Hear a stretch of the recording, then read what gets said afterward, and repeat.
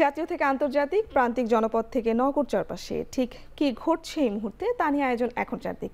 আপনার সঙ্গে আছি আমি শারমিন পুতুল। বৈষম্য বিরোধী ছাত্র আন্দোলনের কেন্দ্রীয় বাদে সারা দেশে সব কমিটি স্থগিত করেছে সংগঠনটি। বিকেলে রাজধানীর শাহবাগে সংবাদ সম্মেলনে এ ঘোষণা দেন সংগঠনের সভাপতি রিফাত রশিদ। সংগঠনকে ব্যবহার করে কি অপকর্ম করলে তার বিরুদ্ধে আইন শৃঙ্খলা বাহিনীকে ব্যবস্থা নেওয়ার অনুরোধ জানান তিনি। ইতিহাসে কোনো ঘটনার দায় স্বীকার করে সারা দেশে কমিটি স্থগিত করাও নজিরবিহীন বলেও মন্তব্য করেন রিফাত রশিদ। অর্গানোগ্রামের সিদ্ধান্ত মোতাবেক বৈষম্য বিরোধী ছাত্র আন্দোলনের কেন্দ্রীয় কমিটি ব্যতীত সারা দেশের সকল কমিটির কার্যক্রম আনুষ্ঠানিকভাবে স্থগিত ঘোষণা করা হচ্ছে। এর মধ্য দিয়ে আমরা বৈষম্য বিরোধী ছাত্র আন্দোলনের আগামী কার্যক্রম কোন উপায়ে পরিচালিত হবে সেই সম্পর্কে আমরা বসবো, একটা রূপরেখা তৈরি হবে।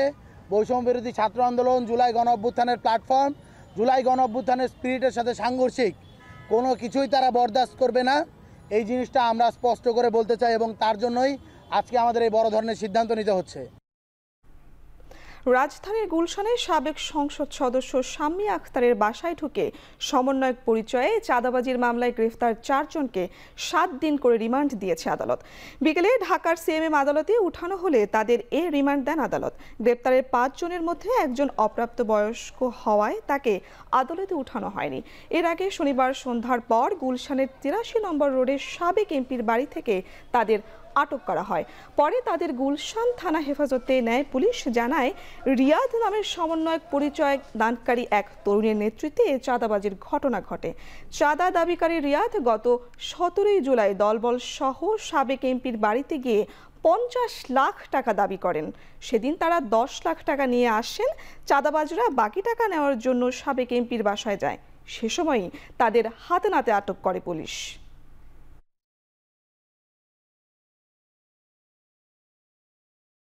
মামলার আয়ু 10 দিনের রিমান্ড প্রার্থনা করেন।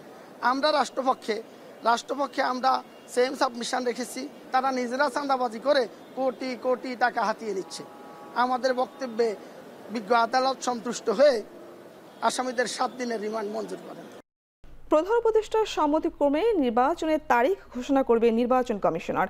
এর আগ পর্যন্ত যে যা বলুক গুরুত্বপূর্ণ নয় বলে মন্তব্য করেছেন বিএনপির স্থায়ী কমিটির সদস্য সালাউদ্দিন আহমেদ। দুপুরে একথা জানান বিএনপির এই নেতা। এর আগে শনিবার প্রধান উপদেষ্টার সাথে মতবিনিময় শেষে কয়েকটি রাজনৈতিক দলের নেতা জানান 5 দিনের মধ্যে নির্বাচনের তারিখ ঘোষণার আভাস দিয়েছেন ডক্টর মোহাম্মদ ইউনূস। যতক্ষণ পর্যন্ত মাননীয় প্রধান উপদেষ্টা অথবা ওনার কার্যালয় থেকে যথাযথ প্রক্রিয়ায় নির্বাচন কমিশনে লন্ডন বৈঠকের পরবর্তী যে সিদ্ধান্ত হয়েছে, সম্মতি হয়েছে, সেটা কমিউনিকেট না হচ্ছে, ততক্ষণ পর্যন্ত বাদ বাকি আমরা বা অন্যরা যাই বলি না কেন সেটা ধর্তব্য নয়। আমি আশা করব এই সময়ের ভিতরে মাননীয় প্রধান উপদেষ্টা সুস্পষ্ট একটা ঘোষণা দেবেন জাতির উদ্দেশ্যে নির্বাচন সংক্রান্ত, এবং নির্বাচন কমিশনে সেটা যথাযথ প্রক্রিয়ায় তিনি কমিউনিকেট করবেন তার মেসেজটা। স্বাধীন পুলিশ কমিশন গঠনে রাজনৈতিক দলগুলোর সাথে ঐক্যমত্যে পৌঁছেছে কমিশন। আর নারীদের সংরক্ষিত আসন বহাল রেখে 300 আসনের মধ্যে 5% আসনের নারী প্রার্থীদের সরাসরি অংশগ্রহণের বিষয়ে আলোচনা চলছে বলে জানিয়েছেন ঐক্যমত্য কমিশনের সহসভাপতি আলী রিয়াজ।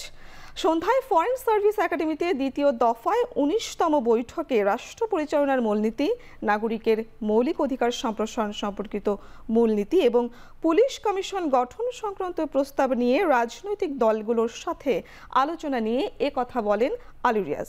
তবে রাষ্ট্রের মূলনীতি নিয়ে কমিশনের প্রস্তাবে রাজনৈতিক দলগুলো ঐক্যমত্যে পৌঁছতে পারেনি বলেও জানান তিনি।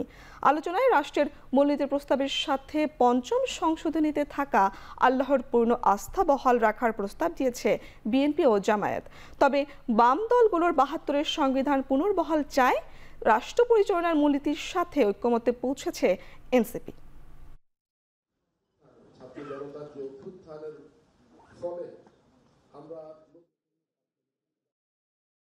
পুলিশ বাহিনীর পেশাদারিত্ব, দায়বদ্ধতা নিশ্চিত করা এবং পুলিশ সেবাকে জনবান্ধব হিসেবে প্রতিষ্ঠিত করার লক্ষ্যে বাংলাদেশে একটি পুলিশ কমিশন নামে একটি কমিশন গঠিত হবে। এই বিষয়ে রাজনৈতিক দল জোট একমত হয়েছেন এবং সেইভাবেই সংবিধানে এবং অন্যত্র এটার উল্লেখ করা হবে।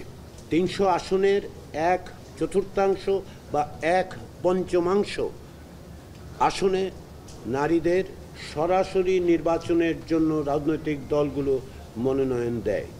এটি টেবিলে আছে, আলোচনা হচ্ছে।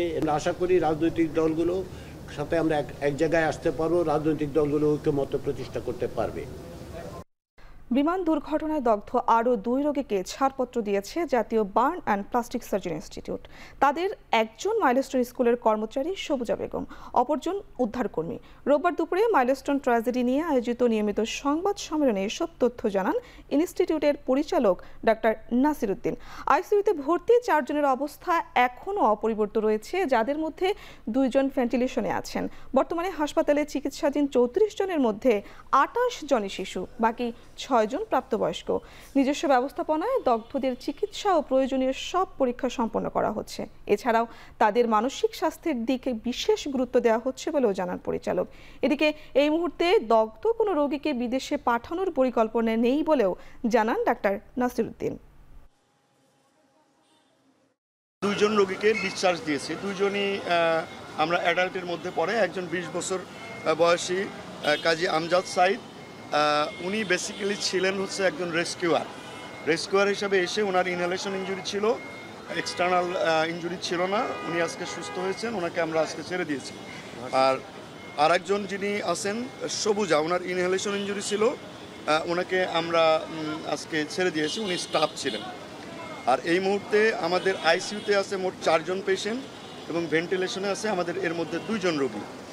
আর আমাদের মেল এইচডিউতে আছে 3 জন রোগী, ফিমেল এইচডিউতে আছে 6 জন রোগী, পোস্ট অপারেটিভ ওয়ার্ডে আছে 8 জন রোগী এবং কেবিনে আমাদের 12 জন রোগী। এর মধ্যে আমাদের ক্রিটিক্যাল কন্ডিশনে আছে আমাদের 4 জন রোগী। রাজধানীর উত্তরা মাইলস্টোন স্কুল অ্যান্ড কলেজের যুদ্ধবিমান বিধ্বস্তের ঘটনায় চিকিৎসাধীন অবস্থায় মৃত্যু হওয়া মাসুমার দাফন সম্পন্ন হয়েছে। সকালে ভোলার বোরহানউদ্দিনের বড় মানিকা গ্রামে জানাজা শেষে পারিবারিক কবরস্থানে তাকে দাফন করা হয়।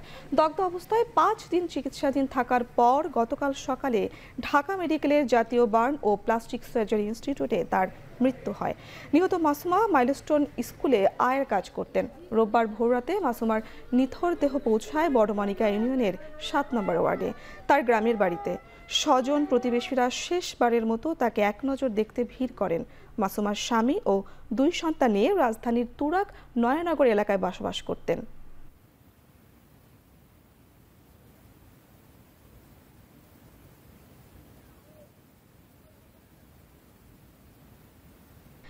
চাঁদাবাজদের আইন শৃঙ্খলা বাহিনীর হাতে ধরিয়ে দেওয়ার আহ্বান জানিয়েছেন জাতীয় নাগরিক পার্টির দক্ষিণাঞ্চলের মুখ্য সমন্বয়ক হাসনাত আব্দুল্লাহ।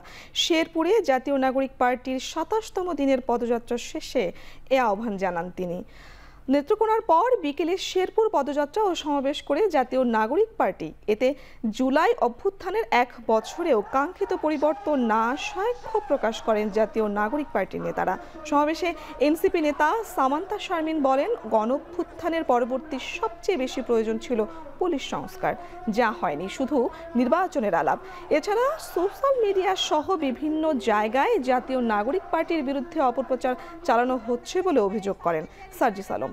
5 জুলাইয়ের মধ্যে যে কোনো মূল্যে জুলাই ঘোষণাপত্র প্রদান করতে হবে বলে মন্তব্য করেন দলের আহ্বায়ক নাহিদ ইসলাম। জুলাই ঘোষণাপত্র অবশ্যই জারি করতে হবে এবং আমাদের একজন সহকর্মীর চাঁদাবাজির আমরা খবর পেয়েছি, আমরা আরো বক্তব্য পেয়েছি। আমার নিজের অন্য দলের চাঁদাবাজ যদি কেউ হয়ে থাকে তাহলে আপনারা তাকে ধরে থানায় দিয়ে আসবেন, আর আমার দলের চাঁদাবাজ যদি হয়ে থাকে তাকে আগে নিজেরা আপ্যায়ন করবেন, তারপরে থানায় দিয়ে আসবেন। জুলাই গণঅভ্যুত্থানের 1 বছরের মধ্যেও আমরা এখনো দৃশ্যমান বিচার দেখিনি। আওয়ামী লীগের দোসররা বিভিন্ন জায়গায় রয়ে গিয়েছে, প্রশাসনে ঘাটতি মেরে বসিয়ে রয়েছে। যারা এখনো প্রশাসনে পুলিশে আওয়ামী লীগের দোসর হিসেবে কাজ করছে, আওয়ামী লীগের সন্ত্রাসীদের, আওয়ামী লীগের এমপিদেরকে প্রশ্রয় দিচ্ছে, তাদের বিরুদ্ধে দুর্বার আন্দোলন গড়ে তুলতে হবে। বিআরটি প্রকল্পকে একটি অপরিকল্পিত ও দানবীয় প্রকল্প হিসেবে মন্তব্য করেছেন পরিকল্পনা উপদেষ্টা ডক্টর ওয়াহিদুদ্দিন মাহমুদ। এই প্রকল্পের উদ্যোগ যারা গ্রহণ করেছে তাদের বিরুদ্ধে তদন্ত কমিটি গঠন করা হবে বলে জানান তিনি। এদিকে জুলাই শহীদ পরিবারের জন্য উত্থাপিত আবাসন প্রকল্পের অনুমোদন স্থগিত করেছে একনেক। দুপুরে রাজধানীর শেরেবাংলা নগরে এনইসি সভাকক্ষে একনেক পরবর্তী সংবাদ সম্মেলনে এসব কথা বলেন পরিকল্পনা উপদেষ্টা। সকালে প্রধান উপদেষ্টা ডক্টর মোহাম্মদ ইউনূসের সভাপতিত্বে অনুষ্ঠিত হয় জাতীয় অর্থনৈতিক পরিষদের নির্বাহী কমিটি একনেকের সভায় ৮,১৪৯ কোটি ৩৮ লাখ টাকা ব্যয়ে ১২টি প্রকল্পের অনুমোদন দিয়েছে একনেক। সভা পরবর্তী সংবাদ সম্মেলনে পরিকল্পনা উপদেষ্টা বলেন, জুলাইয়ে আহত ও শহীদ পরিবারের জন্য নেওয়া সকল প্রকল্পকে সমন্বয় করতে হবে, পাশাপাশি খরচের বিষয়টি যাচাই বাছাই করতে হবে। তিনি বলেন, ৫ আগস্ট পরবর্তীতে অসংখ্য ঠিকাদার পালিয়ে গেছে, তারা কেন পালালো তা তদন্ত হওয়া উচিত। এক্ষেত্রে প্রকল্প পরিচালকদের দায় খতিয়ে দেখতে হবে। বৈষম্য বিরোধী ছাত্র আন্দোলনের গত জুলাইয়ের শহীদ পরিবারের জন্য এটা গৃহায়ন ও গণপূর্ত মন্ত্রণালয় থেকে এসেছিল। এটাতে হলো মিরপুরে কিছু ১৩৫৫ বর্গফুট আয়তনের ৮০৪টি আবাসিক ফ্ল্যাটের পরিকল্পনার একটা প্রস্তাব এসেছিল।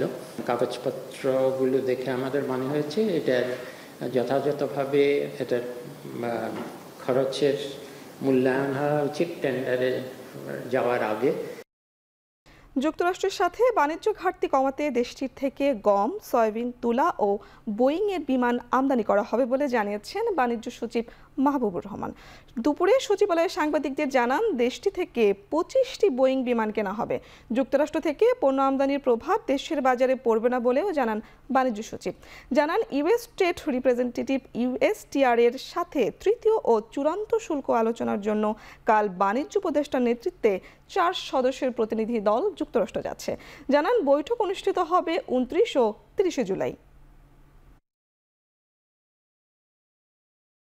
বাণিজ্য ঘাটতিতে এই যে ক্রয়, এগুলো হলো আমাদের প্রমিস যে আমরা এগুলো কিনবো, আমরা এগুলো কিনে বাণিজ্য ঘাটতি কমাবো। কিন্তু চুক্তিতে তো ডেফিনেটলি কিছু নন ট্যারিফ ইস্যুস থাকে, কিছু ট্যারিফ ইস্যুস থাকে। অল্টারনেটিভ সোর্স হিসেবে আমেরিকা কানাডার উপরে নির্ভরশীলতা বাড়ানোটা আমাদের রাষ্ট্রীয় স্বার্থে, আমাদের যে ফুড সিকিউরিটির স্বার্থে দরকার। সরকারি খাতে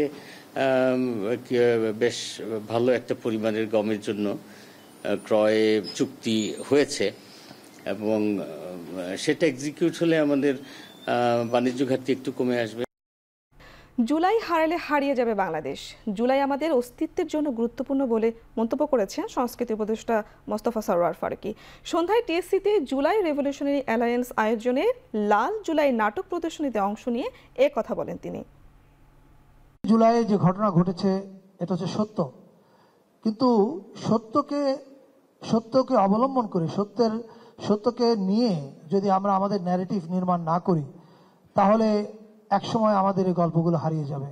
ফলে আমাদের কাজ হচ্ছে জুলাইয়ের সত্যকে আমাদের কালেকটিভ ন্যারেটিভে পরিণত করা। এই কাজটা আমরা সরকারের তরফ থেকে করার চেষ্টা করছি, কিন্তু সরকারিভাবে না। আন্তর্জাতিক প্রসঙ্গ, মার্কিন প্রেসিডেন্ট ডোনাল্ড ট্রাম্পের ফোনে যুদ্ধবিরতির প্রস্তাবে রাজি হলেও শনিবার রাতভর সীমান্তে পাল্টাপাল্টি হামলা চালিয়েছে থাইল্যান্ড ও কম্বোডিয়া। তবে মার্কিন প্রেসিডেন্টের এই উদ্যোগকে স্বাগত জানিয়েছে ব্যাংকক ও নমপেন। পাশাপাশি শনিবার থাই পররাষ্ট্র মন্ত্রণালয় এক বিবৃতিতে জানায়, অস্ত্রবিরতিতে কার্যকর কম্বোডিয়ার সঙ্গে দ্বিপাক্ষিক বৈঠক চায় থাইল্যান্ড। বিবৃতিতে বলা হয়, মার্কিন প্রেসিডেন্টের সঙ্গে আলোচনার পর এমন সিদ্ধান্ত জানিয়েছেন থাইল্যান্ডের ভারপ্রাপ্ত প্রধানমন্ত্রী ফুমথাম ওয়েচায়াচাই।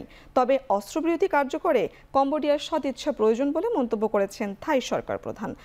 মার্কিন প্রেসিডেন্টের মধ্যেই কম্বোডিয়ার রাষ্ট্রপ্রধানের কাছে অস্ত্রবিরতির শর্ত ও সংকট সমাধানের চূড়ান্ত রূপরেখা প্রস্তাব করতে চায় থাইল্যান্ড, বলেছে আন্তর্জাতিক গণমাধ্যম। খেলার খবর, এশিয়া কাপের মাঝেই এবার মাঠে গড়াবে এনসিএল। 14 সেপ্টেম্বর থেকে শুরু হতে যাওয়া এই টুর্নামেন্টকে ঘিরে বড় কল্পনা করছে বিসিবি। 2026 টি-20 বিশ্বকাপের প্রস্তুতি বিবেচনায় ভালো উইকেটে ম্যাচের আয়োজনের দিকে জোর দিয়েছে বিসিবির head of program Minhajul Abedin Nannu. সেপ্টেম্বরের সেকেন্ড উইক থেকে T20 NCLটা শুরু হবে।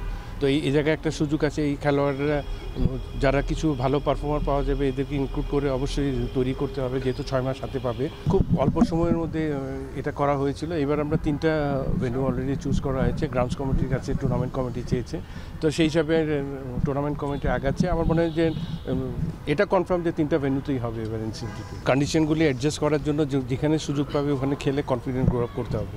তো আমার মনে হয় প্লেয়ারদের এই সুযোগটা দিতে, টিম ম্যানেজমেন্টেরও দায়িত্ব আছে এই জায়গাটায়, কোন কন্ডিশনে খেলে প্লেয়াররা কতটুকু, কোন উইকেটে খেলে কীভাবে আগাবে ওভাবে চিন্তা করতে হবে।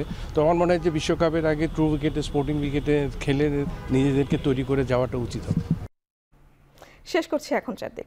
এখন টেলিভিশন দেখতে ওয়েবসাইটে ভিজিট করুন www.ekhon.tv। এছাড়া ফেসবুকে দেখতে ভিজিট করুন facebook.com/tv.ekhon এবং ইউটিউবে দেখতে ভিজিট করুন youtube.com/c/ekhon tv।